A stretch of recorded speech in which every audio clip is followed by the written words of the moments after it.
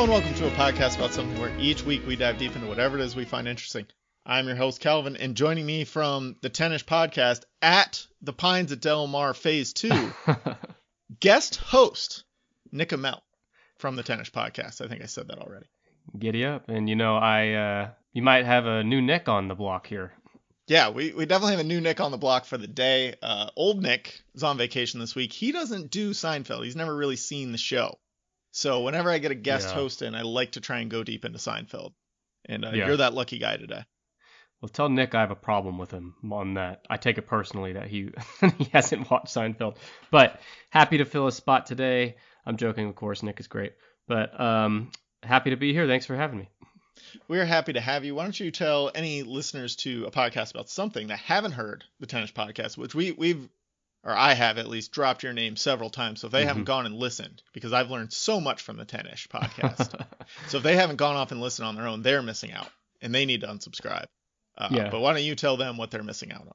You might say you're a listener of the show. Well, thank you. So I am the host of the Tennis Podcast, and myself and my sidekick host, Brandon, every week we cover a top 10-ish list on anything and everything. And, we call ourselves a comedy podcast. I've heard others refer to us as edutainment. I have mixed feelings about that word, but basically it's a dumb word. Yeah, it is a dumb word. I'll give it to you.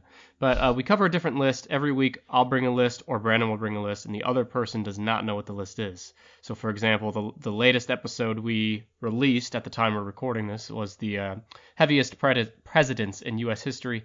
Brandon brought that list, and I tried to guess 1 through 10 on that list. No spoilers here, because I've only made it like 20% through so far. Yeah, well, so no spoilers. But usually 9 times out of 10, or 9-ish times out of 10-ish, our lists are based on, something quantifiable or fact-based, not opinion. So instead of, some podcasts out there will do like their favorite movies, top 10 favorite movies, whereas we would do the top 10 highest grossing movies, for example. So that's kind of what we see as setting ourselves apart. And yeah, we have, as of today, 119 episodes and counting. Hope you'll check it out. There you go. I laugh at it almost every time. The rapport between Nick and the lesser sidekick host Brandon is fantastic. We're still waiting on a beautiful rendition of Santa Baby from Brandon. That's coming. Patreon exclusive, right? Yeah. I told Brandon, quick sidebar. I said, Brandon, what if we do a thing where we say if we get X number of new Patreon members this month, you'll release Santa Baby, and he still won't do it. But I'll break him eventually. It's coming. You got to get on the boat now, because it's coming sometime. The sidekick host will sing Santa Baby, maybe while eating a hot dog. I don't know. Absolutely while eating a hot dog, but we got to hurry and do it before he, dies of old age or develops, dementia, something like that. Time's ticking with him, but I feel really on the inside of all these inside jokes. Right, I love it. I love it. So we are talking. We're going into Seinfeld, as you could hear from where Nick is today. We're specifically talking about Kramer's schemes. Kramer, over the course of the show, had a lot of schemes to make money, or to make things easier on himself, or to just be Kramer-ish. Save time. Save time. Whatever it was. And we were going to go through every random idea we could think of. But when we listed them out, there are about 40 of those.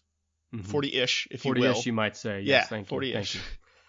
And we're going to go through them and kind of go into detail. And then I realized that's probably going to take us like 5 hours. And we've had some long Seinfeld pods in the history of a podcast about something. I wasn't ready for it. So we shifted gears. For the record, though, I will go 5 hours on Seinfeld. If there's any topic I could go 5 hours on in the world, it's probably Seinfeld. Well, so I've done 2 3-hour episodes already with the guys from the Thunk Tank. I did another like almost 2-hour bracket episode with another guy named Paul. And so that's what, 9 hours or 8 hours of Seinfeld already, adding almost and then an hour we'll add per on whatever season. This is. Yeah, exactly. So what we are going to do instead is we're going to draft Kramer's schemes. We're going to draft 5 each, so that way we come up with 10-ish total. And we are going to, so I'll run down all the schemes here in a minute, but we're going to draft 5 each, and then at the end, we're going to somehow determine who's the winner of this based on what 5 we each drafted. I don't know how we're going to do that. It's mostly arbitrary. It'll come to us.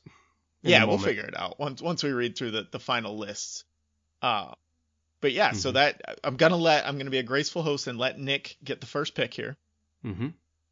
But Kramer had many schemes throughout 9 seasons of Seinfeld. Some of them effort to make money. Most were just ramblings of the eccentric genius that he is. As George Costanza once put it, people should plunk down $2,000 to live like him for a week. Do nothing, fall ass backwards into money, mooch food off your neighbors, and have sex without dating. That's a fantasy camp. So we're here for our own Cosmo Kramer fantasy camp, drafting 5 of these illustrious schemes each. At the end, we're going to review our teams. But first, let me go down the 30. I came up with 39 schemes, so if I missed anything, make sure you correct me here. The first, I'll just go through them. I put them mostly in chronological order that they showed up in the show. Just gonna fly right through them here. Roll up tie dispenser. Pizza place where you make your own pie. He's gonna be a Hennigan spokesperson. The beach perfume. The Calvin Klein model. The Kramer portrait. Coffee table book about coffee tables. A periscope for your car. Does that one count? Because that was like in a Jerry dream sequence. Yeah, I was trying to recall that one. Because is that where he said he had a dream about the periscope? No, this was when I believe it was the episode. So I've got it out of order. Definitely now that I'm thinking it was the episode George got engaged. Or no, it was the final episode of season 7 where Jerry gets engaged. And he's envisioning, right before he gets hit by that car, he's envisioning his life in the future, and Kramer's going off about the periscope in your car. That's the one where Jerry's like, it's a nightmare for him by the end, right? Oh, and Kramer's like doing that like rocking back and forth thing with a smile while he's like chewing and nodding. Yeah, he's got like a lollipop in his mouth or something. Yeah. Okay, I got it now. I count that. Yeah, all right, we'll count that. He's been an actor on several occasions. And I think actor all gets rolled up into one, but he had the Woody Allen movie, These Pretzels Are Making Me Thirsty. He was Murphy Brown's assistant, Stephen Snell. And he auditions for Kramer in the Jerry pilot. Yeah. He had his movie treatment for The Keys.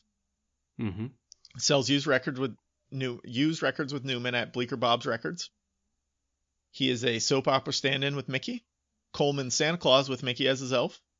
He's a police lineup stand-in, Miss America coach, ball man at the U.S. Open. He's the executive resale middleman to Rudy's with Morty Seinfeld. Yeah. He develops a movie phone 2.0. Drives a handsome cab for a while. He organized a Jewish singles mixer for some reason. He's instrumental in developing the bro, or the man's ear, whichever you prefer. Man's ear. I've always been a man's ear guy. I like the man's ear better, to be honest. Yeah, because the bro, like if you just hear the bro without a context, that means nothing to you. But you hear man's ear, and like your brain can do the work. Yeah. Yeah, you could be talking about any bro at any moment in any point of time, and but with the man's ear, you go straight to Brazier. I get it. So we agree. Frank Costanza's right here. The Alex Theater revival. He's got the Michigan bottle deposit scheme with Newman. The restaurant that only serves peanut butter and jelly. That gets involved in some cockfighting. He's a fireman for one outing. He's a tobacco billboard model. Which, by the way, wouldn't he... Sorry to cut you off. Yeah, no. Wouldn't he have gone to... He would have been arrested for the fireman thing, right? And the cockfighting, and most likely everything that went down in the Michigan bottle deposit scheme. Yeah. He would have been arrested a lot. Okay. There's a lot that we just got to overlook that Kramer is not just in jail for the rest of his life. Although he is by the end of the show, he is. Right, and maybe that comes up after that. Now that he's in jail, they start pressing charges on all this other shit that he did. Yeah, spoiler alert, I guess. He sells his life stories to Jay Peterman and then also develops the Peterman reality tour. He imports Cubans, people, to roll cigars. Where are the Cubans? We're talking about people, right? He develops... yeah. Go ahead. Well, I'll save it to the end. I just thought of one that we may have missed. All right. He tries to adopt the Da Vinci sleep method where you sleep for 3 hours at a time, or sleep for 20 minutes every 3 hours. Which apparently works if you get past like the first month of doing it. Says who? Who says that works? I've read of Da people Vinci? doing it. Yeah, Da Vinci for one. Okay. I've read of at least one other person trying it and having success after you get past that first month. What does success look like in this case? Just being more productive? You're not a zombie. You're not dying on top of your girlfriend, so she calls her mob friend buddies and throws you in the East River. Okay. I guess that's a pretty clear indicator of success. Yeah. The revival of the Merv Griffin show. Yeah. Pretending to have diseases so that medical students could diagnose him. But see, that's not a scheme. Isn't that just a job? Yeah, but that's not like a normal job. Sure. Yeah, because I guess we have actors on there too. Right. Being a model for a tobacco billboard's not a job either. So these are like, okay, I'm good. I'm just, playing devil's advocate. Kramer did. All right. Yeah. Okay. Kramer did. I'm sorry to be a stickler about Kramer. No, that's why we're going through them all before we actually get to picking. We got to make sure we've got a solid list to pick from.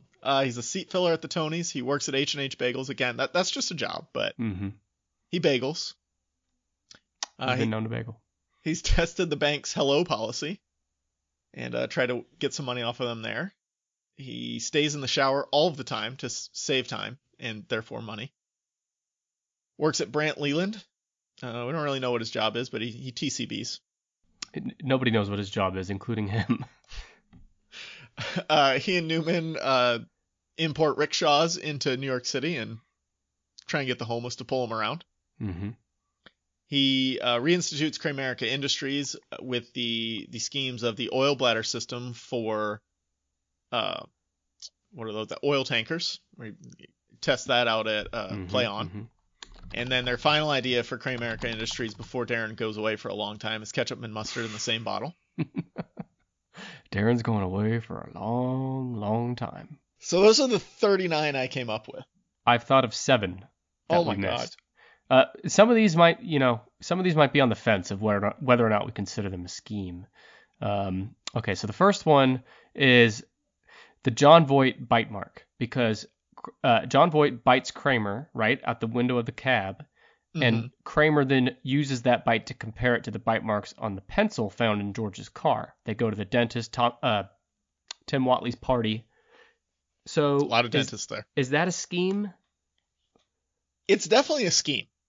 And I mean, it's up there with something like Da Vinci sleep, right? Mm-hmm. Yeah. You're right. Yeah. Okay, and then the other one I thought of was kidnapping the dog with Newman and Elaine. That's a scheme. Yeah, definitely. I think that's got to be in there. Mm-hmm. When he runs for condo president in Jerry's parents' condo.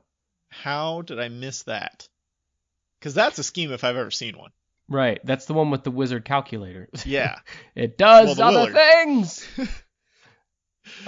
Okay, 4 more here real quick. When he gambles at the airport on the departures and arrivals with that rich Texas... The guy that buys the Cubans from him. Yes, yep, same guy. What's that guy's name? Because he's like, you're not trying to pull a fast one on old... Earl Lawford or something like that. Something like that, yeah.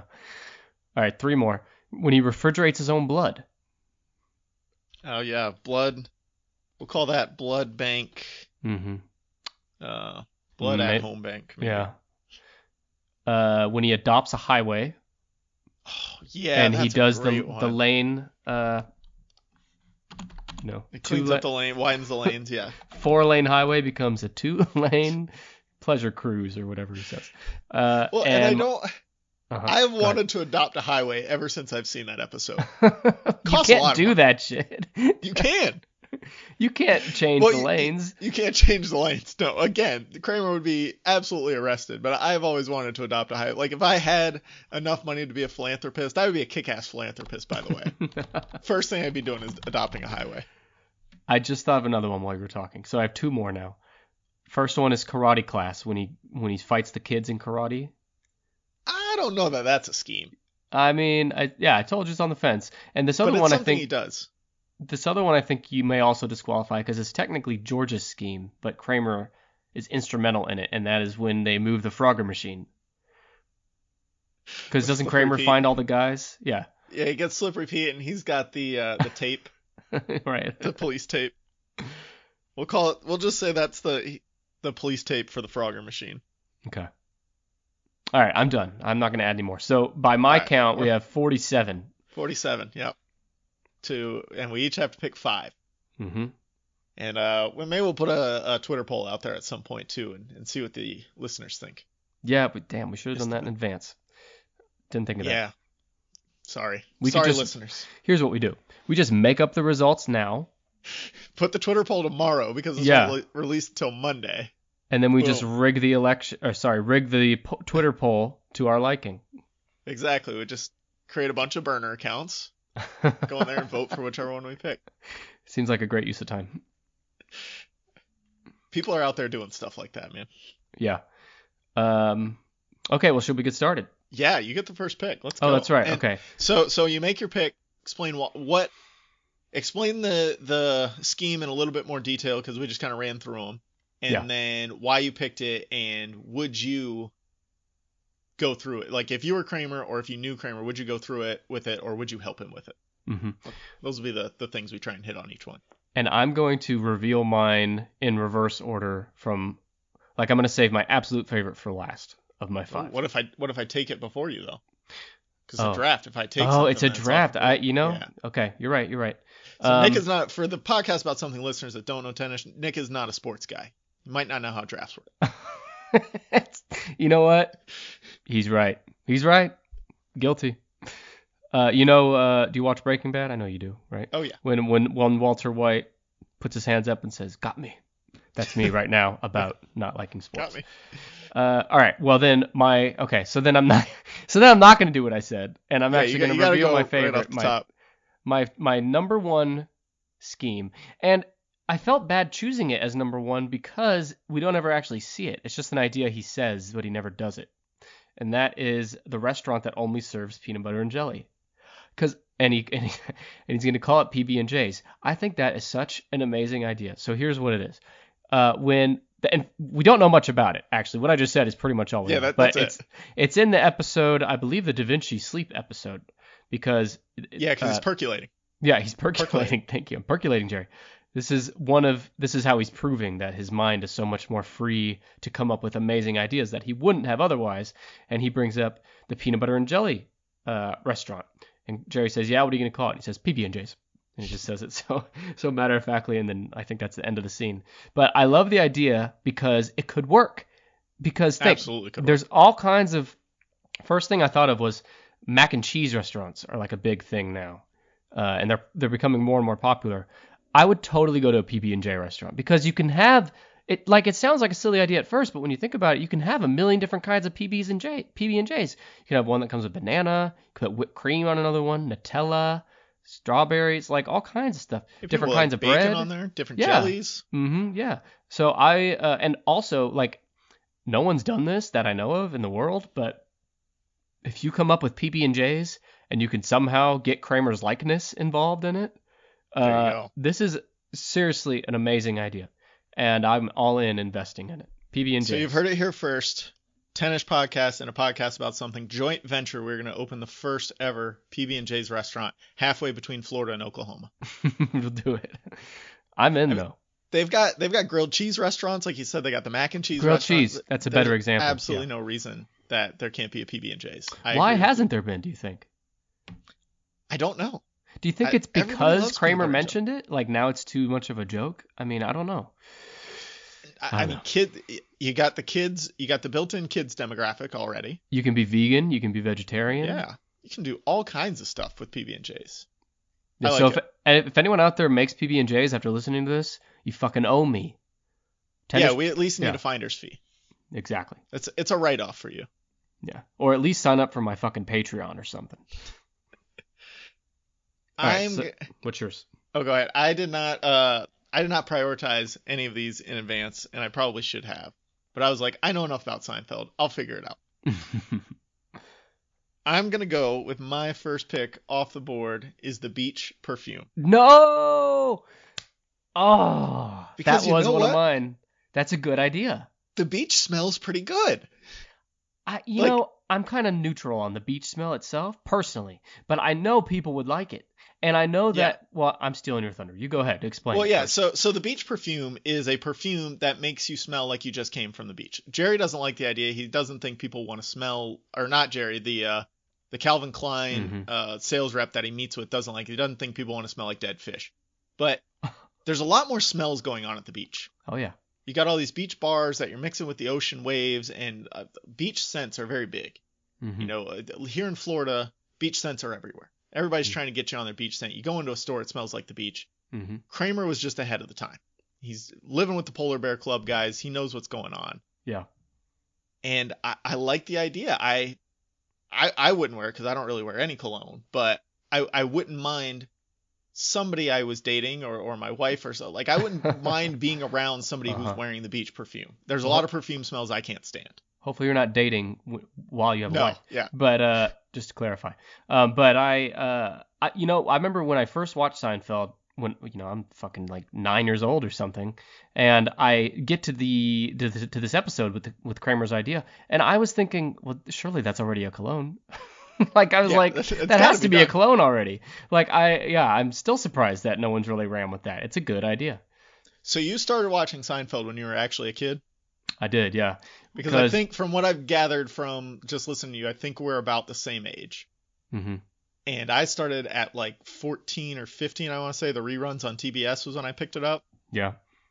Do you remember how were you just like flipping channels and you just, like, what made you even try it out? My parents watched it like during the original run. And then, yeah, pretty much we just, in the afternoons, we just leave the TV on TBS and whatever, like it was that Friends, Seinfeld block that would play, and we'd just watch all that. Yeah, I started when I was 9. My mom watched it, and because I think so, the show ended when I was 8, going on 9, so I didn't watch it like right then. But I remember that my mom taped the finale on a VHS, and I taped over it on accident, and she was really upset about it. And that's what made me first start asking about Seinfeld. And then she would watch it, the reruns every night I started. So yeah, it's interesting because Seinfeld teaches a kid a lot about the world, doesn't it? It really does. Yeah. It's an interesting place to learn about the world, and it's definitely affected my personality and how I interact with people. Of course, yeah. They're the worst. They're the worst. But Seinfeld is it's the best show in the history of television, and it's one of many reasons is because there's a Seinfeld scenario or quote or something that fits every part of daily life. Oh, right? Absolutely. Like I tried to when I was in college, I tried to do like one of those Tumblr blogs where like I'd find something that happened in life and compare it to what happened in Seinfeld and just be like, this is exactly. And I didn't put any time and effort into it though, so it didn't really actually happen. But like that was my thought, and I was just like, now it would exist as a Twitter account, and it would be great as a Twitter account, and I'm sure something like that exists. We're giving people so many good ideas on this episode today. I mean, they should be paying us to listen to this. They really should be. But Seinfeld. It's the most relatable show there is, and it just 20 times a day something will happen in my life, and I'm like, oh, there's a Seinfeld episode about that or something. So. It's great. And the relatability hasn't gone away, even though it's almost 30 years. Like it's over 30 years that it was first on. The relatability hasn't really gone away because the everyday situation is sure like something like the phone message episode where George has got to switch out the tape. That's not going to happen. But there are still situations where you leave a bad message on somebody's phone, or you send a text to the wrong person. You got to like try and get it back or make sure they don't look at their phone. Like. The technology has changed, but the scenarios are the same. But the scenario's still the same. You still fuck up in generally the same ways. Yeah. Yeah. I'm with you, man. It's going to be... Okay, so did you have anything else on the beach perfume? Would you invest in it? Yeah, if I was in a position to invest in perfume, if I was the Calvin Klein sales rep, I'd be like, you know what, we're going to give you a shot. So let me mark this red. I was going to pick it. Yeah, I'd invest in it too. It's a good idea. I still think it's a good idea. And that's kind of... It's got to exist at this point. Yeah. There may have been like a novelty one, but I don't know if it's like a regular, like you could go to the store now and find it. But maybe I'm wrong. I don't know. I'm not a big cologne guy. Would you visit PB&Js with Kramer's face on it before or after you put on the cologne with Kramer's face on it? You got to do it after, because if you do it before, the smell's all going to be, overcome and overwhelmed by all the peanut butter and jelly smells in the store. That's fair. Yeah. Well, listen, I just thought of another one. We're going to get to an even 50 by the end of this. Cafe lattes. Cafe lattes. All the free cafe lattes you can drink. Yeah, because he chose that instead of the money. Yeah. I guess in there. It's an option. It's an option, yeah. We'll get to 50 by the end of this. Yeah, we're at 48 right now. So I have a book, the Seinfeld reference, The Complete Encyclopedia, that I looked up. There's a page specifically, it's page 126, of all of Kramer's schemes. And that was only about probably 30 out of the original 39 I had, and the others I had to kind of think of. Uh-huh. And then we're still coming up with more, so. Yeah. Well, and there's obviously, they didn't know as much as we do. No. There's very few in the world that do.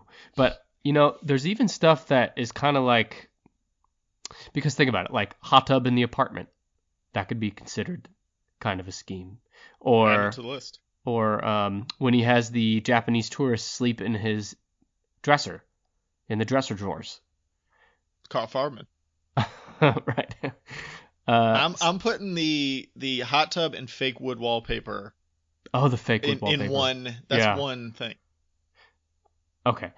Let me get my next pick. Yeah. So I'm doing my picks based on like what I think are actual legit good ideas, not what I think are like the funniest. That's another way to do it. But I'm going with like. I think I'm gonna get a good mix of both. Yeah. That's what I'm going for. Well, naturally.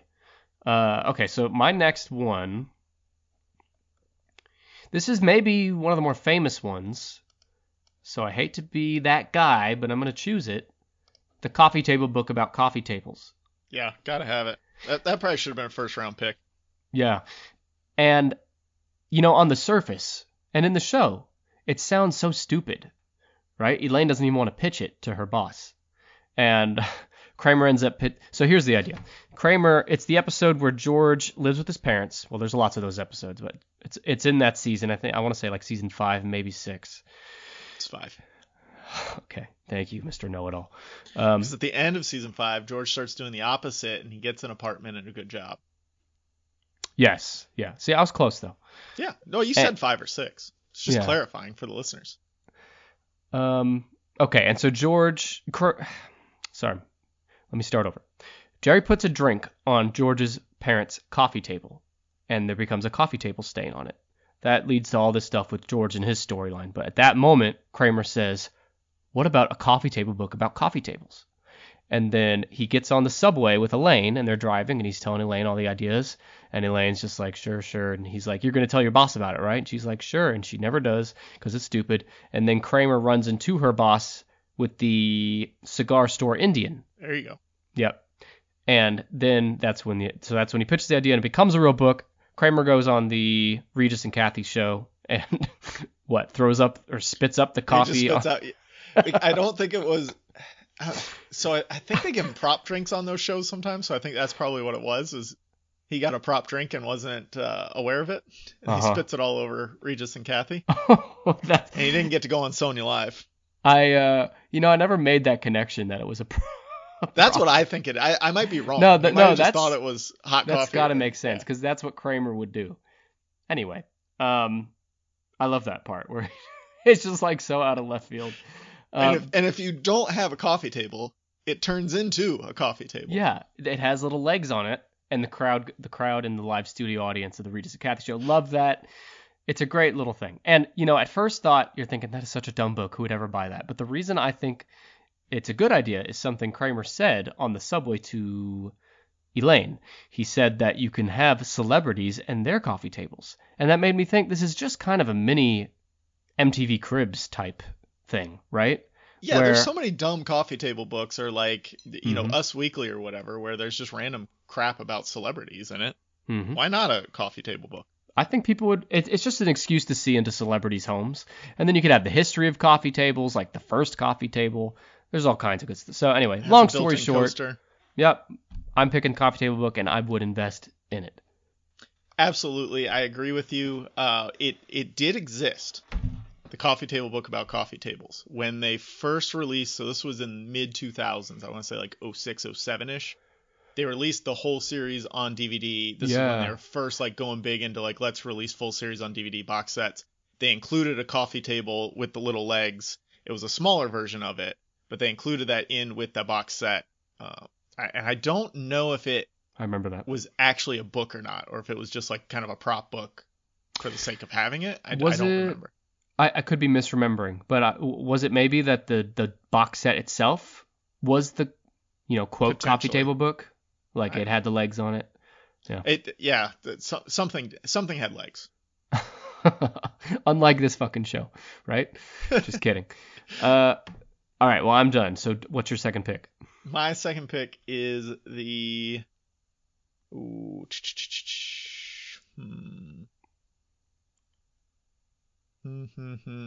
See, I should have listed these out before this. I know you're going to end up picking one of mine because we're on the same wavelength here. I think I want to go with the Miss America coach. Okay. I wouldn't have chose that one.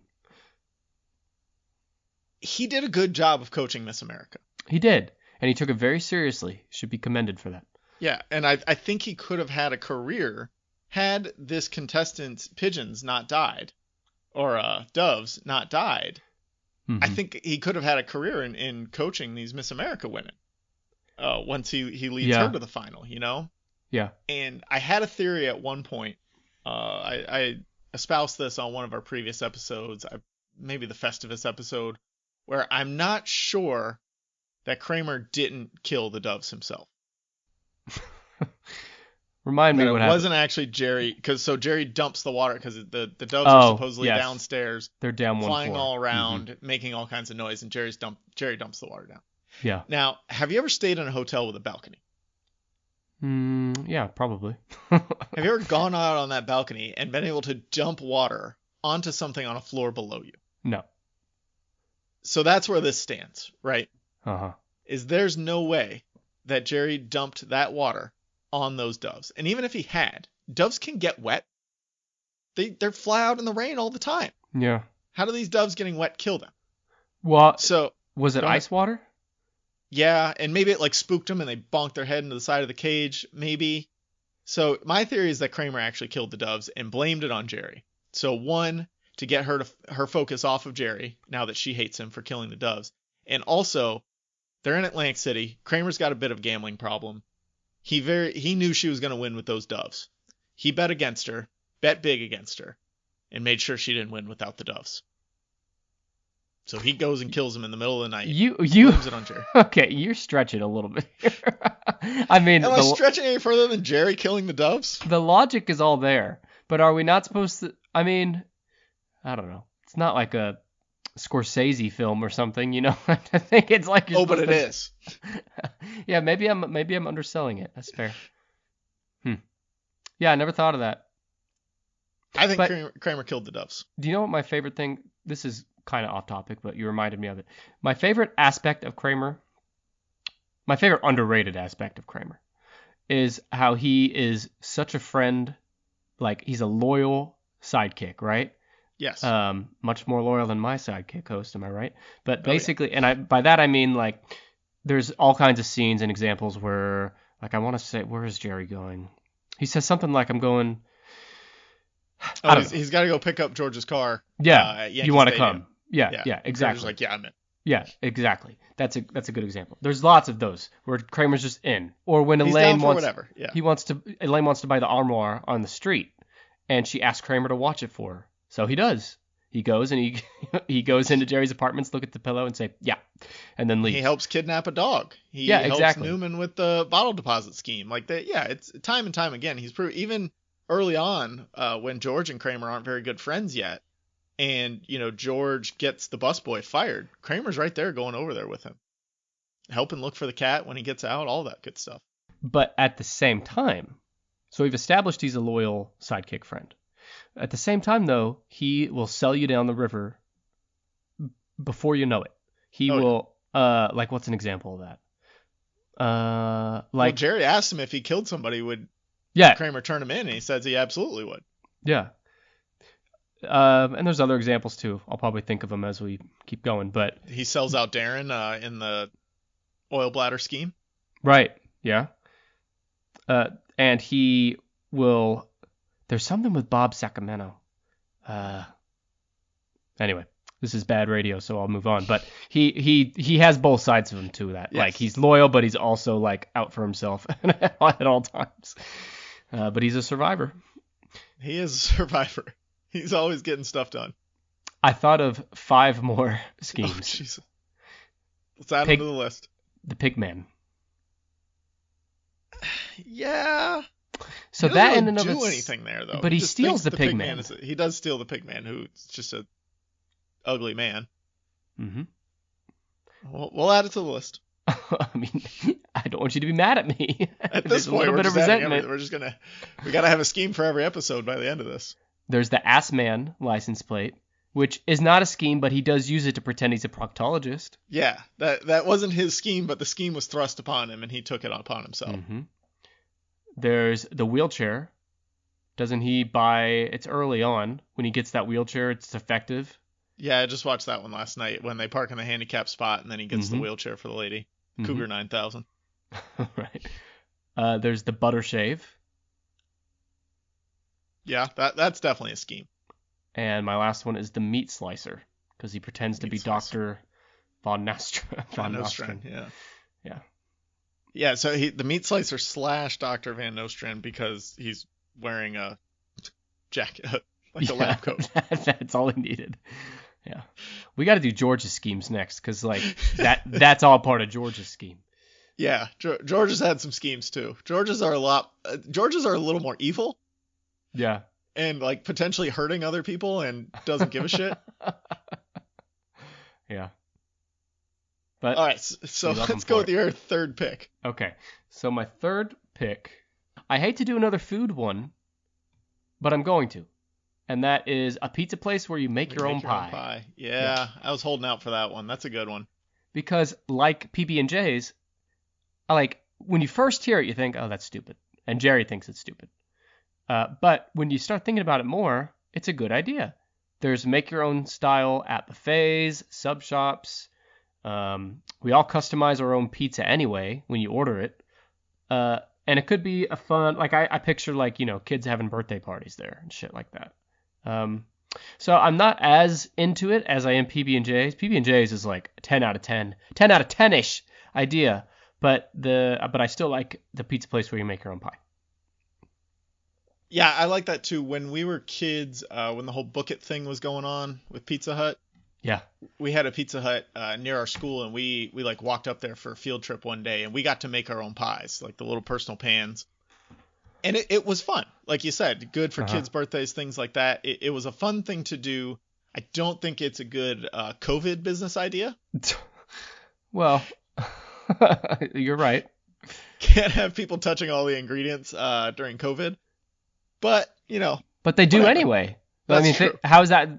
I mean, I'm not disagreeing, but I'm to play devil's advocate. How is it that much different than, the 17-year-old snot-nosed teenager in Pizza Hut, not washing his hands between... Because it's one 17-year-old rather than 100 17-year-olds? Yeah. I guess. You're right. But I think you'd have to wear gloves.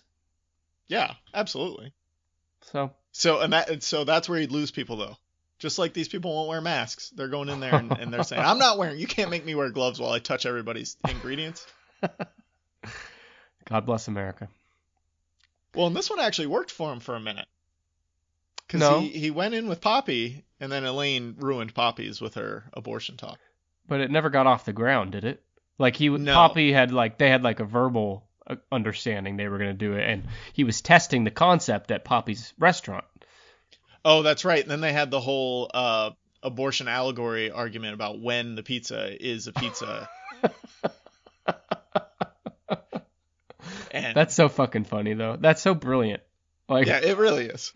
That was one I never picked up. So the guys that have done other Seinfeld episodes with me over at the Thunk Tank, they've done a couple Seinfelds on their podcast.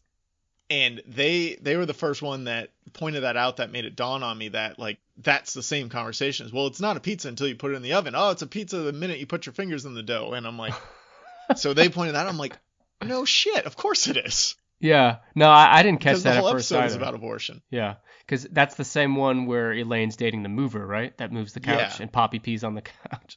Yeah. Yeah. Because I think Kramer, let's see, Kramer thought it was a pizza, not a pizza until you put it in, take it out of the oven, right? Take it out of the oven. Yeah. Okay. Right. So he would be pro-choice in that case. Correct. Yes. Yeah. Okay. Poppy was very pro-life. That's what got Elaine and Jerry kicked out of the restaurant. Yeah. All right. Well, there you go. That's my. What am I? So That's my third choice. making our own pies. That and PB&J's, they can be like side-by-side restaurants. If they were side by side, which one would you go to first? If you could only, well, let's say you could only go to one. I'd go to the pizza place because I like pizza better than PB&J. Hmm. I would go to the pizza place while my kids went and got a PB&J over at PB&J's. Yeah, but the kids would like to make their own pizza too. Well, so I got one kid that likes peanut butter and jelly and one kid that doesn't. So your kid doesn't like peanut butter and jelly. She just hasn't had it. She's 4. She hasn't had it yet. Okay. And well, she's I'll very accept that. Hesitant to try different foods. Yeah, So, because it's like that in Big Daddy, the Adam Sandler movie, when the homeless guy's in the courtroom and he says, I mean, this is America. If you don't like spaghetti and meatballs, just get the hell out. And that's how I feel about peanut butter and jelly. Yeah. That's fair. No offense to your 4-year-old Yeah. daughter, but she hasn't tried it. 4-year-old. She hasn't tried it, so she's excused. And if you're allergic, I get that too, obviously. Right. All right, so what's your next choice? It's not the periscope for your car. I'm going to go with the Kramer portrait. Oh, yeah, I thought about that. Yeah, I'm curious. Yeah, what's your reasoning for that? I just like the idea. I like the idea that someone not only painted this, not only thought Kramer was interesting enough to just paint like a presidential portrait of him, but then also this swanky couple comes in and buys it. Yeah. Because loathsome, offensive brute. Yet I can't. And they completely didn't see eye to eye on him either. And then they invite him over and they go through his life story and all that's great. But the second reason is because I owned a Kramer. And it was just like it was like a $1.99 poster or whatever. My wife got it for me, and I had it. I had it in a shitty frame for a while, and then the frame broke, and I never put it back up. But when we were selling our first house, and it was up in my office, our realtor told us like when they were doing an open house or showing or something, like people would go in there and like take pictures next to the Kramer. So like it's a thing, and it's a thing that has transcended the show in many ways. That people have seen the Kramer. I had a T-shirt with the Kramer on it that I got from Old Navy one time. So like it's out there in the world. So I think that's why I like this idea so much, is because it's such a stupid thing that he does that makes no sense whatsoever, and the woman who painted it is stupid for painting it. But and completely irrelevant to the show too. The woman. Right. But at the same time, it still exists. Like it's still a thing out there today. So it worked. Right? Yeah. It's incredible. So that's why I think the Kramer is a good pick here. That is a good pick. No, I'm with you on all that. It's iconic. Yes, that's the word I was looking for. There's a question that comes to mind for me. We're sitting here in 2021. We're recording this in February 2021, year of our Lord. And there's, do you think, let me figure out how to phrase this question.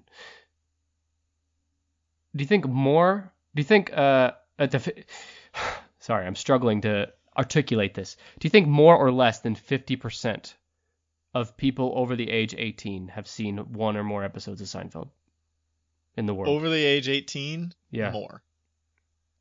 I guess that's true, because there's a lot more people that were around. I think if you go 18 to 30, I think that's when you're looking at the 50-50 split. Because that's a better... Nick, regular co-host Nick. Lesser Nick, yes. Yeah, the lesser Nick for today's purposes. He is 7 years younger than I am, and he has seen a couple episodes in passing. He's never sat down and watched it. We called it a cultural impact episode, where I just asked him all these random questions from Seinfeld to kind of see what's permeated throughout the world of people who haven't seen it. And I gotta listen to that. He was like that way sounds off interesting. on. Yeah. It's like episode 114ish, I want to say. It wasn't too long ago. Okay. But yeah, because we did a Dragon Ball Z one first, because he's a big Dragon Ball Z fan. I've never seen it or read it or have anything to do with it.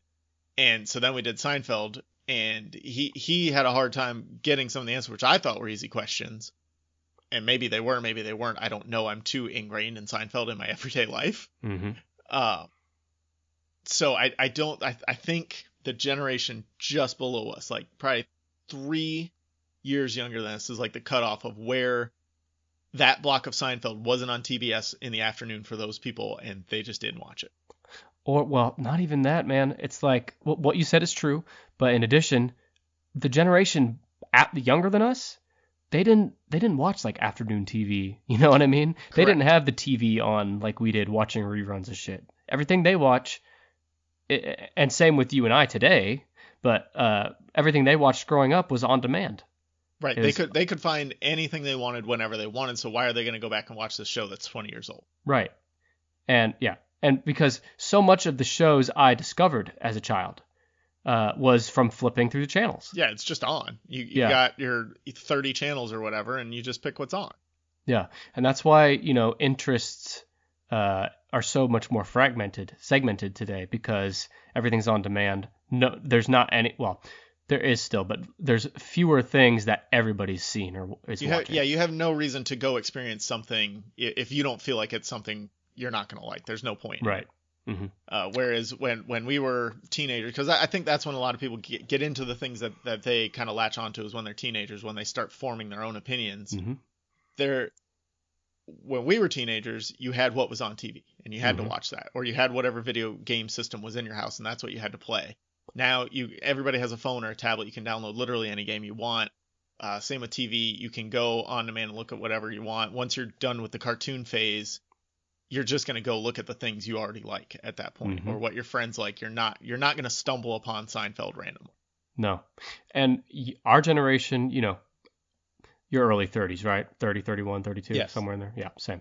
That is, I think we have to be the last generation to have experienced that, because of just randomly stumbling upon things. Yeah, because every generation after us, like you said, maybe 3 to 5 years younger than us, that and younger, those people, so we like barely missed that cutoff. But I'm glad we did, because I feel like it's almost I feel like because of that, I'm willing to experience other things that may not be in my wheelhouse still.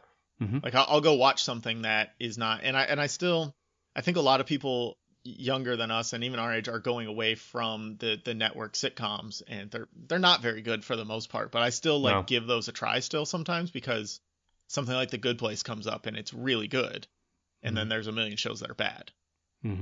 Yeah. And I just don't think people younger than us are trying those things, unless it becomes this phenomenon like Game of Thrones or Breaking Bad, where everybody has seen it. Right. And those things are usually on premium channels or premium subscription services. But you're right. It's people aren't going to give those things a chance until they become a life of their own, like Game of Thrones did, or Breaking Bad even. Because Breaking Bad, that came around, I was in my early 20s when that started, and or even before that maybe. Anyway, that started on, a cable network, AMC, and it wasn't even that popular until the final season.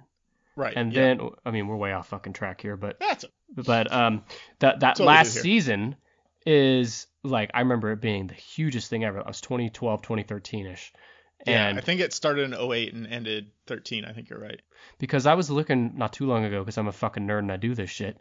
It's what led me to create the 10ish podcast. But I was looking at like the TV viewership for Breaking Bad, like on live cable television. How many people were actually sitting down watching it as it aired? And it was like, 2 or 3 million at the most, maybe even less than 2. But now, like, if you add in like Netflix and shit, I'll bet, I don't know, 100 million or more. I'm just ballparking it, but like it got this whole second life from.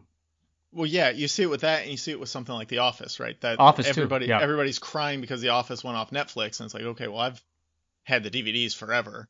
And so that was the other thing with the kids younger than us is, if it wasn't on demand, you could go get the DVDs very easily. But they didn't, when we were kids, they didn't have box sets of, like, I couldn't just go buy a VHS set or even a DVD set of Seinfeld. That didn't start coming out till I was in college. I started scooping them up once I was in college, obviously, by season.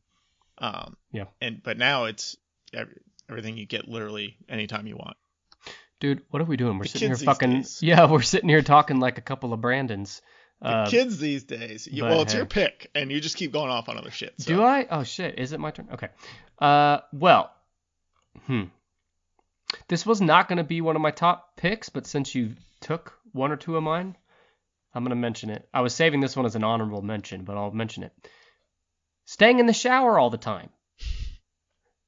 That's when... That's a pure humor pick right there. Yes, that is not a practical pick.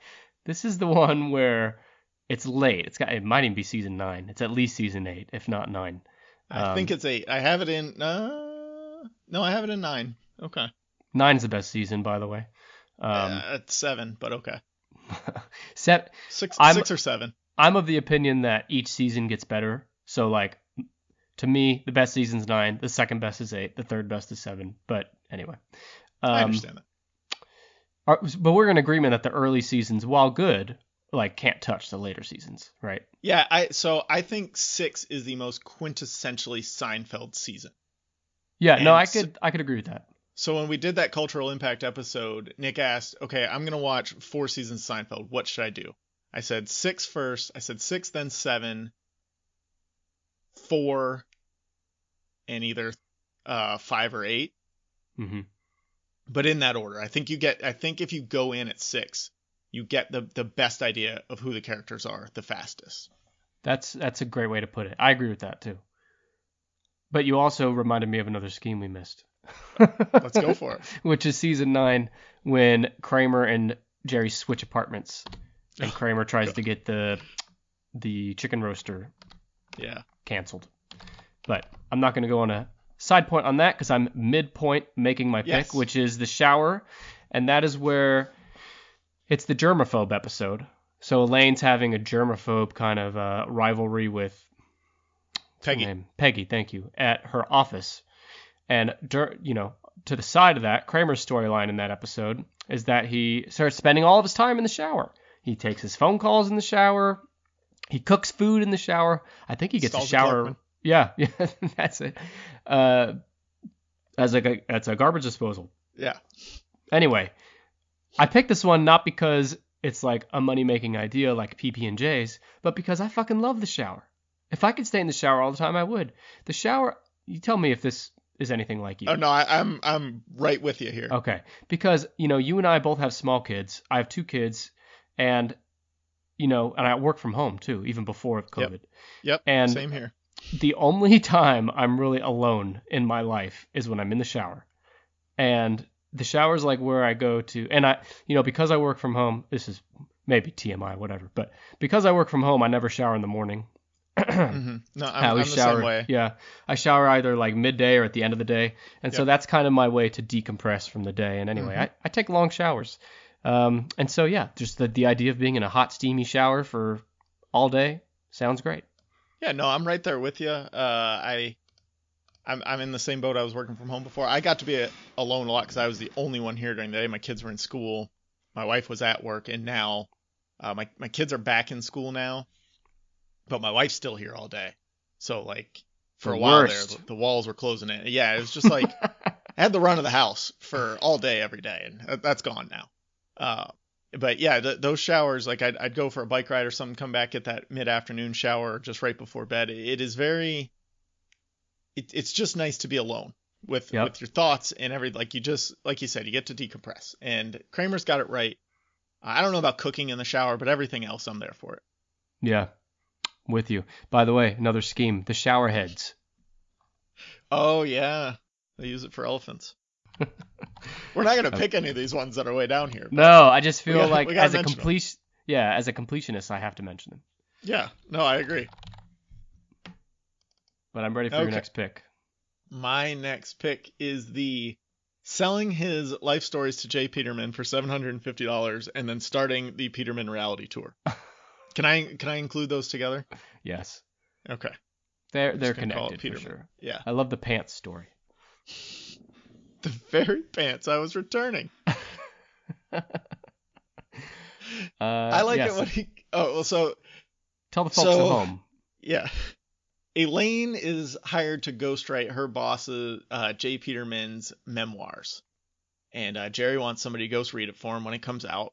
But J. Peterman's life is very boring because he tells all of his good stories in the J. Peterman catalog, which is a thing that exists in real life, not just in Seinfeld.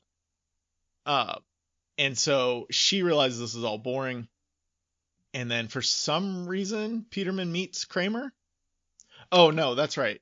Yeah, it's the Van Buren Boys episode. And Kramer had just told her the story about the Van Buren Boys, and he wanted to order pizza from the VB Boys, wherever it was that Kramer, Lorenzo's. And yeah. And so she tells Peterman the story of Kramer running into the VB Boys at Lorenzo's.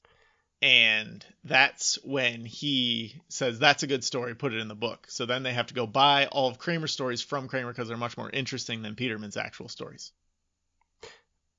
Yeah, that sounds right. Yeah. Because he'd never met Kramer before that, if I recall. Yeah. Yeah, he pays him $750 for the rights to Kramer's life stories. Kramer is no longer allowed to tell these stories in passing, which I think he'd still be able to tell them. As long as he's not making money off them, he could still tell them. Yeah, it depends on the terms of the contract. But you skipped over one of the best parts. What's that? Let's see if I can get the quote. So Peterman and Kramer meet in Peterman's office, and I can't remember the exact wording of the quote, but Peterman says something like, what are your life stories worth to you? And Kramer says something like, they're what make me me, or something like that. Basically implying there's no price high enough to get me to sell these stories. And then Peterman says, well, how does $750 sound? And Kramer just jumps up and says, sold. Done. Yeah. Kramer is always quick to make a deal. Yeah. So Kramer can't tell the stories. He buys some stories from Newman about Newman's bunions. They're not very good. He pays $8 for them. So really only nets $742 out of this whole thing. He bought some bunion stories from Newman. I think he only bought that category too. Bunion stories. So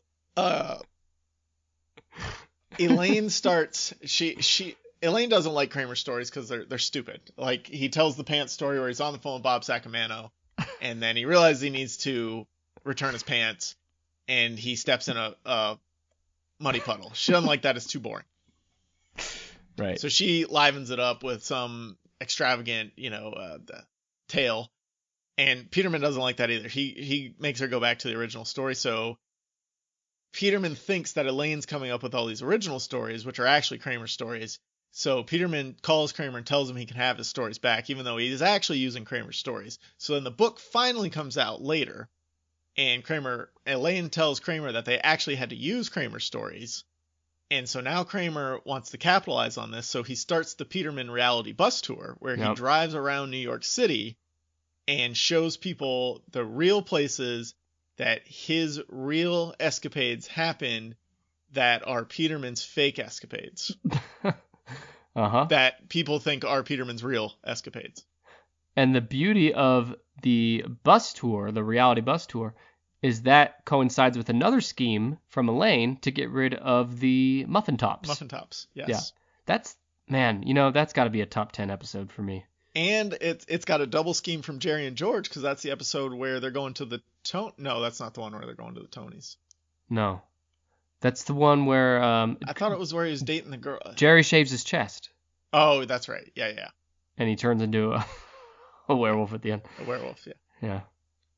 That's a good one. There's a lot going on. That's a great episode. It's a good pick. And it's based on... So Kenny Kramer, the basis for Cosmo Kramer, did the same thing. He created a Kramer reality tour in New York City where he took people through his real life that Kramer played upon in the show. Yeah. I remember being in New York for the first time when I was a teenager and seeing, because, me and my family would go to like the famous Seinfeld sites, right? Like you go to the restaurant, and I think we went to the Soup Nazi Kitchen. We don't need the Statue of Liberty of the Empire State Building. We need Tom's Restaurant. Right, exactly. And anyway, when you go to those places, there were like flyers nearby for the real Kramer. I don't remember what he called it, but basically the equivalent of the reality bus tour. So I never did it though. I don't know that'd be that much fun. I mean, you'd get a pizza bagel and a mini Three Musketeers. So. And I love the little cheery music he plays in between stops. Fuck. And I thought of 2 more schemes. Oh boy. You're getting sick of my schemes, but No, I love it. when he puts his clothes in the oven. Yep. Clothes drying in the oven. Gotta mention that. And this is the same episode. How does this go? Because he has all the coins, remember? Yeah. What is that? He just empties out his coin, like, because he started out doing it in the dryer. So he changes all his bills to coins so he can go to the dryer, or he just scrounges up all his coins. But then all he's left with is pennies because he can't use those in the dryer. And that's when he starts using the oven because he's out of quarters. And then he goes to the calzone place to buy it with the pennies. Yeah. All right, so that's that. I'm not going to choose either of those. Oh, you didn't say the other one. Was that the coins was the other one? Oh, I was saying the coins is a same episode, but separate scheme. But I could understand not including the coins. Yeah. I don't think that's a full scheme. So I'm going to take that off. All right. I'll have to publish this whole list like in the show notes or something. That's a good idea.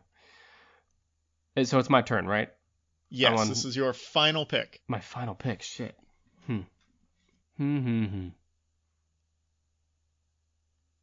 I almost don't want to pick this one because it's too like, oh, this is what everyone would pick. But it is a good idea. It's the bro. It's the man's ear. I think I got to pick that. It's a good pick. If for nothing That's what else, everyone would pick. For nothing else, it gives us the scene of, the like polka music playing or whatever while... Cha-cha music. Yeah, thank you. Cha-cha music while Kramer is putting the bro on Frank, and Estelle walks in and goes... Oh my God! That alone makes it. But the bro / man's ear, I actually think it's a good idea. And it's because the way I think about it is it's like adult diapers. No one wants to admit they need one. No one wants to admit they're wearing one. But there's a market for it. There's a need for it. Adult diapers sell.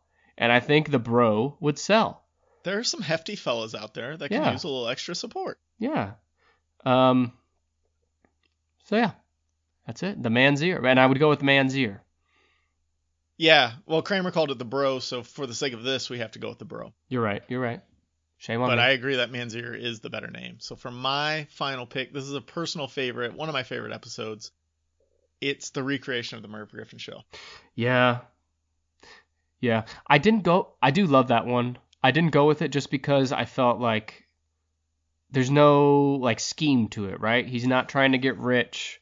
He's just doing it for his own personal enjoyment. Is that any different than us starting podcasts? Hey, now listen.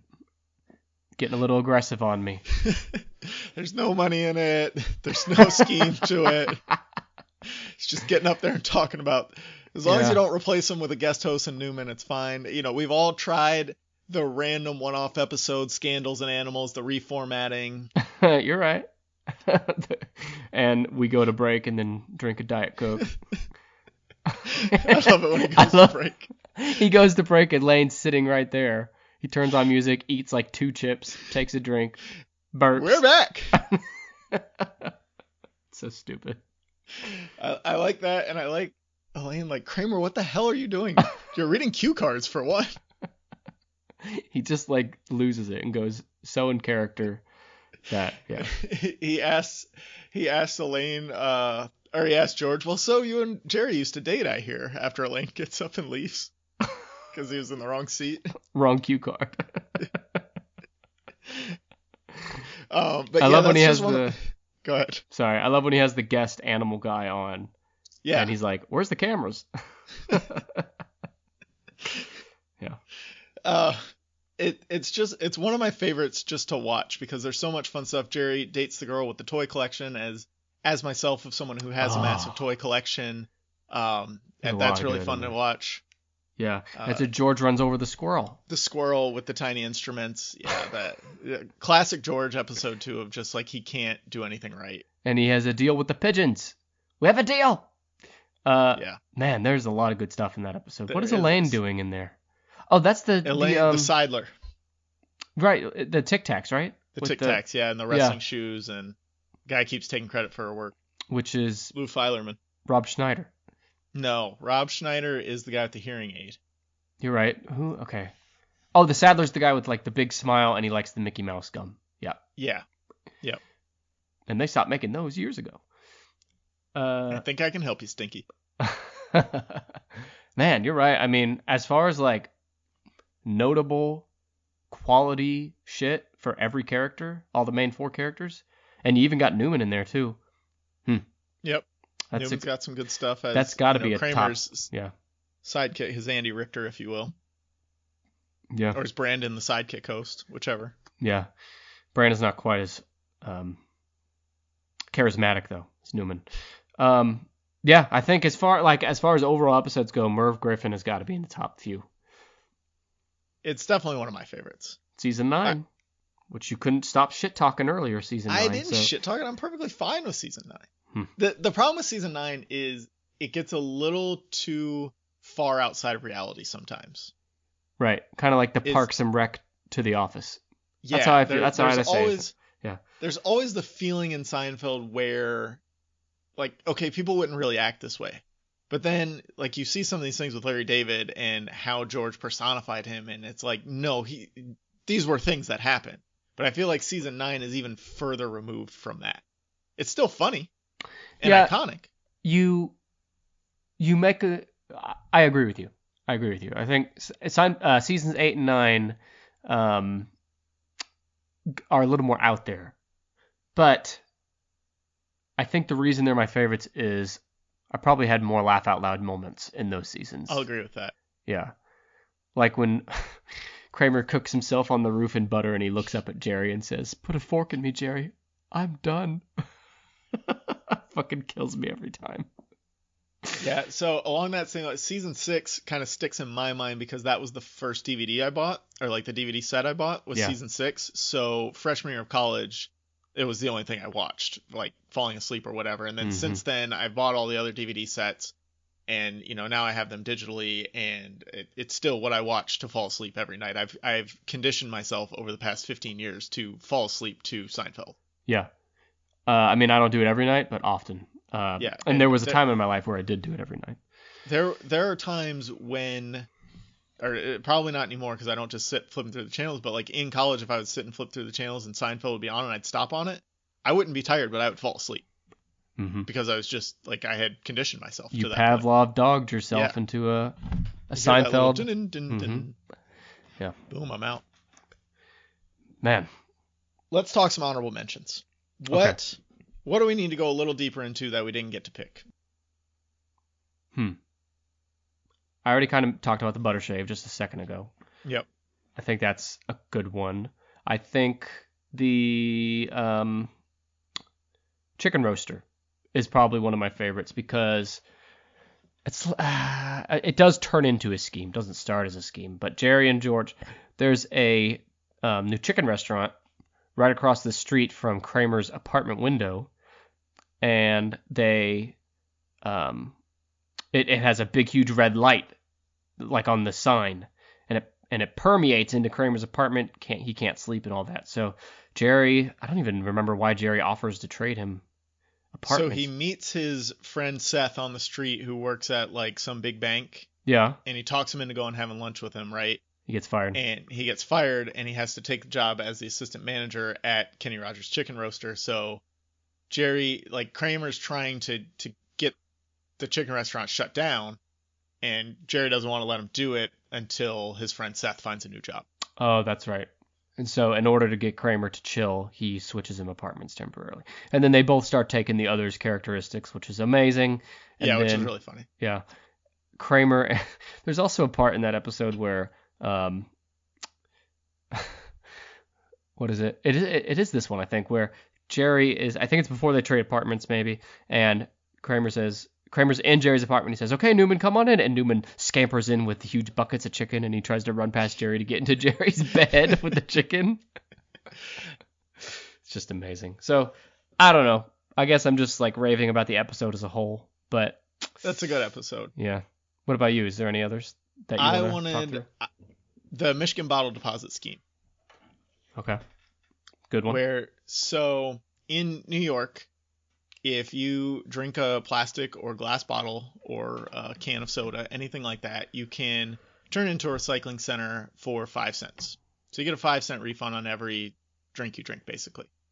If you're willing to keep all those cans and take them to the redemption center and let them turn it, all that. But in Michigan, you get 10 cents back, so you can double your profits there. Except it's not a profit because you're still drinking all the stuff. But we won't. So Kramer crunches the numbers, and Newman's tried it 100 times. Wait, no, it's backwards. Kramer's tried the permutations 100 times. He could never figure it out. But Newman, who never knew recycling was a thing, he thought you had to pay for recycling instead of getting refunded. He decides he's going to crunch the numbers and realizes that on Mother's Day, they send an extra truck from New York to Michigan that's not full with letters. It's just got a few, so they can use the rest of that space for all their cans and bottles, and he can drive that truck. Yep, and that's what makes it that's what makes it financially viable. Correct. And then they steal a bunch of bottles and cans from homeless people. They drink tons of Mellow Yellow for some reason. Yeah, the worst drink. Yeah. Okay, it's not the worst, but yeah, it's not my top choice. There's a lot better ones that if I had to drink that much of, I would choose differently. Yeah. And then they end up chasing down Jerry's car, who his mechanic stole it from him, and it's got JFK's golf clubs in the back. Long story. I just really like kind of the buddy road trip they've got going on. I like the crunching the numbers and Newman going deep into it and like coming up with this plan. And Newman just gets whatever he wants with the Postal Service. I don't get how that happens.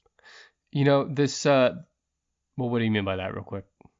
Well, like he was on the verge of getting a transfer to Hawaii. All he had to do was deliver mail for like a week. Oh yeah. He got the Son of Sam mailbag from to put up as collateral for Kramer's bets at the airport. He got to take this truck to Michigan. He got to use his truck to run Flounder for China Palace. Well, it's funny because I think Newman gets away with all that because the way the Postal Service is portrayed in the show is they're all too lazy and stupid. Yeah, just no one gives a shit. There's a scene where I think Kramer goes into the post office to talk to Newman, and one of his coworkers says, "Postal Serviceman Newman," or whatever, and Newman walks up and says, "Okay, please enjoy your 4-hour break," to the other guy. So just like there's all kinds of little hints. Yeah, that's from the junk mail, which is another scheme that we left out. Yeah, junk mail. Where Kramer doesn't want to get any of his mail anymore, so he boycotts the Postal Service. So good.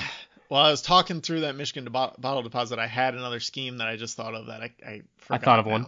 It's when Kramer hides his key in the bird's food. Box. Yeah. Kills Fredo. And then they catch Jerry and Kramer digging up Fredo's grave. Yeah. I thought of another one. Reverse peephole. Oh, I had that. What? I must have deleted that somehow. I definitely had the reverse peephole at some point. Easy to say that's now. a scheme. That's for sure a scheme. That's when the super can see him through the reverse peephole. We're not ashamed of whatever we're doing in there. Let him enjoy the show or whatever. Yeah. There's just look at this. We're probably missing a few, and we already have almost 60 schemes. It's just I'm at 60 on my list, and we're definitely missing a few. Oh, there's one where he tries to trick the accountant into admitting he has a drug addiction. It's the famous one with the with the sniffing. Here's to having mohair sweater. What's he say? Here's to feeling good all the time. Yeah, that's a scheme. So yeah, we could go on, and maybe we should do a part 2. But yeah, we'll have to do a second draft. Yeah, there's so many. I think. Let's see if we're missing any big ones. Are you surprised that any didn't get picked? Because I think that's the next place to go. I think these pretzels are making me thirsty. Yeah. Really launched an acting career for him. It did. Yeah, that's a good one. I think I almost picked the ball man at the U.S. Open because he could really move. Mm-hmm. He was spry. Movie Phone 2.0 is a good one. Yep. I like that one because that's again just this nonsense thing that he's like, well, they're calling me anyways. I might as well help him out. But he isn't just like, hey, I've got the paper. Let me look it up for you. He He tries to tries be to movie pretend. phone, and he can't understand the touchstone. So why don't you just tell me what movie you want to see? And then at the end, the real movie phone comes to his door and gives him options for if he comes in and whoops his ass or whatever he says. If you'd like me to break down this door, please press 1. I'm just kind of skimming through here.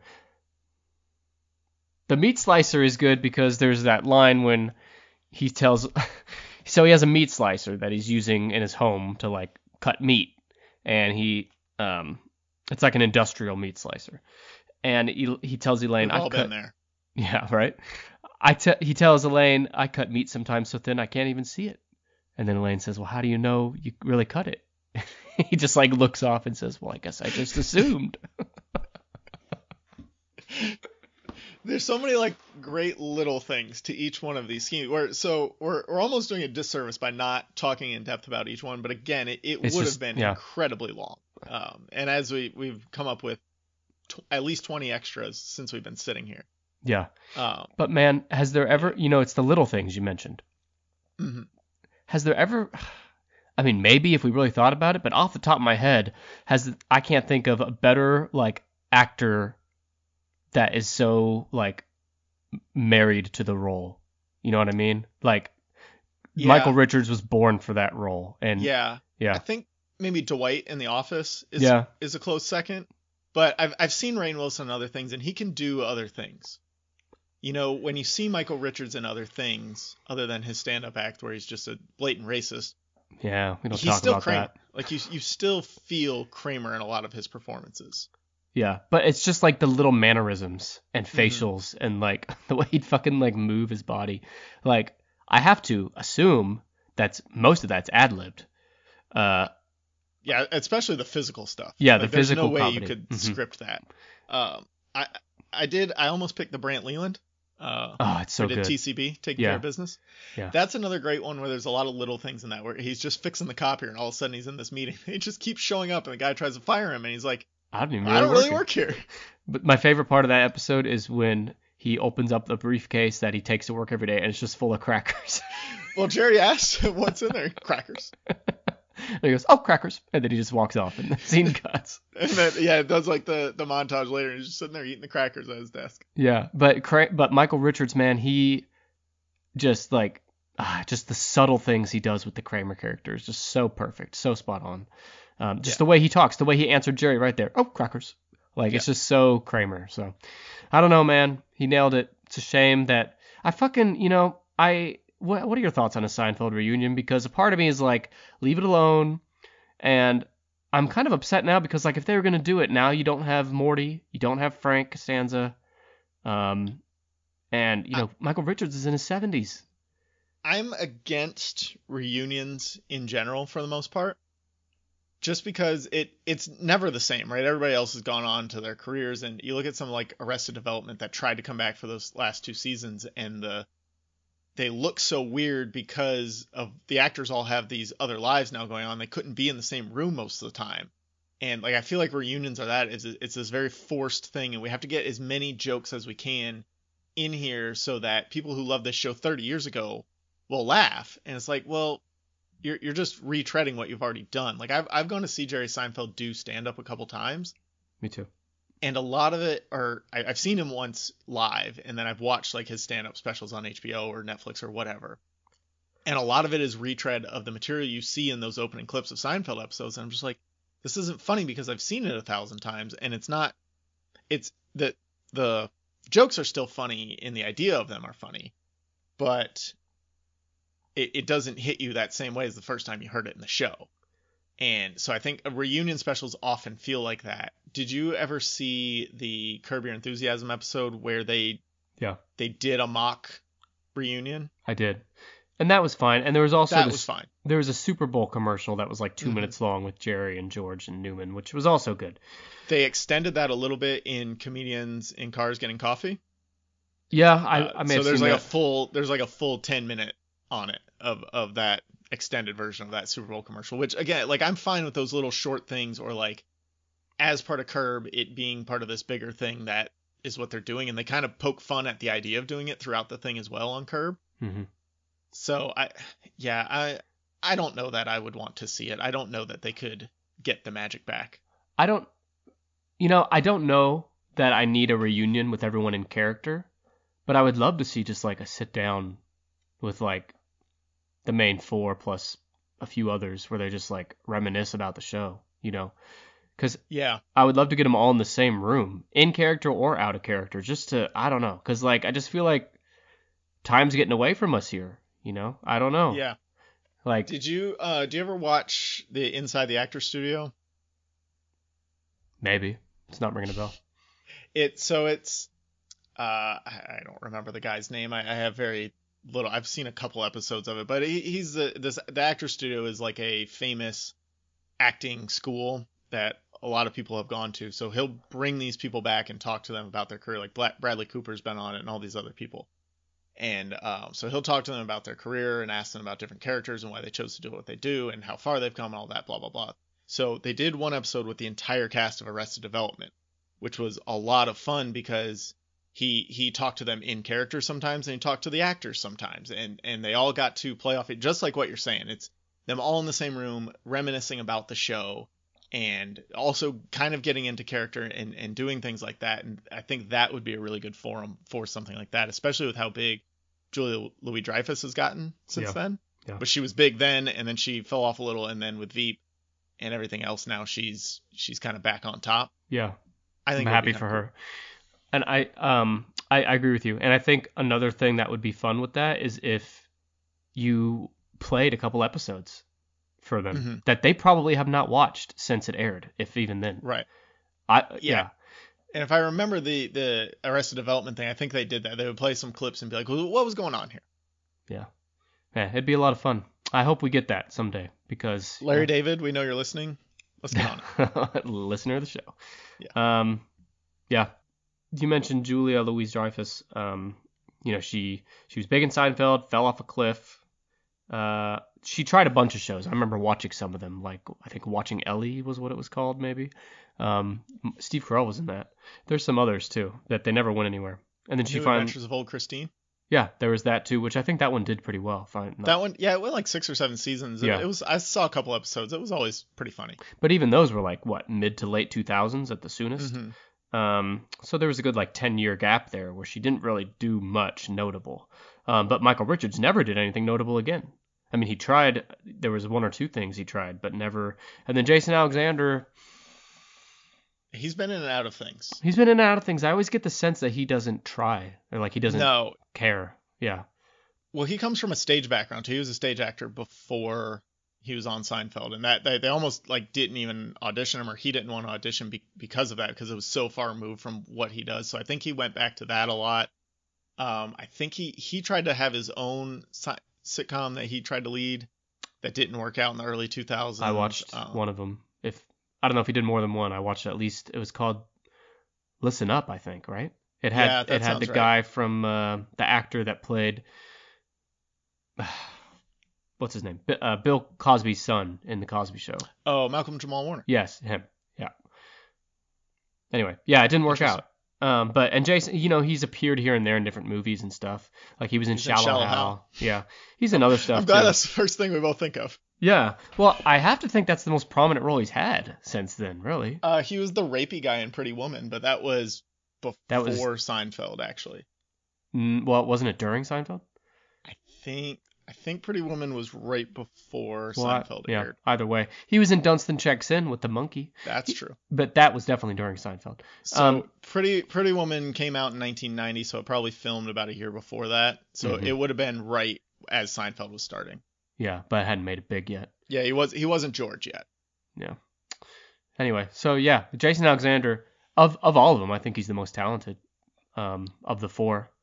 But yeah, kind of just bummed he didn't do more. But I kind of feel like he didn't want to do more. He's doing things now. I've seen a lot, because I think I follow him on Twitter, so I've seen a lot of recent things that he's done, and I think they're more reality-based. Like he did some like road trip kind of show with his son a couple years ago. Things like that. Yeah. But yeah, he's out there. All right. Do we have anything else on Kramer? his I mean, scheming? the answer is yes, but for the sake of time, we could say. Yeah, we're almost at an hour and a half. Yeah, I'm good. All right. Thank you to Nick Emel from the Tennis Podcast for joining me to go deep into Kramer's schemes. And we may have to come back for a part 2 because there's a lot more we didn't touch on. Yeah. Or a George's schemes even. You know, there's a lot to go into. Do you want to just plug Tennis one more time? Let everybody know where they can find you on social media and all that. I mean, if you're going to twist my arm, I guess I will. Yeah, sure. So again, Tennis Podcast, that's spelled 10ISH. Comedy podcast, we do top 10 lists every week. A few examples. Edutainment, yes. We're coining that word. We do top 10 lists in every genre. So we've done true crime, like the most prolific serial killers, the deadliest cults. We do a bunch of movie stuff like the highest grossing films. We do like actor deep dives like the most critically acclaimed Adam Sandler films. We've done food like the highest calorie menu items at restaurants and the largest restaurant chains, the most popular Halloween candy. History like the most viewed historical pages on Wikipedia. I'm just kind of scratching the surface here. Yeah, heaviest presidents. Excuse you, fat shaming. The best presidents, the worst presidents, the smartest presidents. Yeah, so I could go on and on. We got over 100. Have you done any Seinfeld lists? Yeah, episode 32 was Seinfeld. Oh, damn, right looking off the at top it. of your head? Yeah. Oh, I'm looking at a list. Okay. So yeah, we have an episode for you if you're listening to this, and so yeah, I hope you'll check us out. We have Tennis. You can find us at tennispod.com or just search Tennis Podcast on literally any podcast app, and you can also follow us on Twitter, Instagram at TennisPod. There you go. Yeah. Boom. Follow them. They're a good follow. And they're a good listen. If you haven't listened to Tennis Pod, what are you doing with your life? You need to go listen to it. You can follow me on Twitter at APA something. You can always follow regular co-host Nick Lesser Alone. Nick. Regular lesser co-host Nick at alone_podcast, and all the music for a podcast about something is provided by those cats. Do you want like a sign off or anything here? Hello. Goodbye. Hello. Yeah. Thanks for having me, man. It's fun. Stay classy.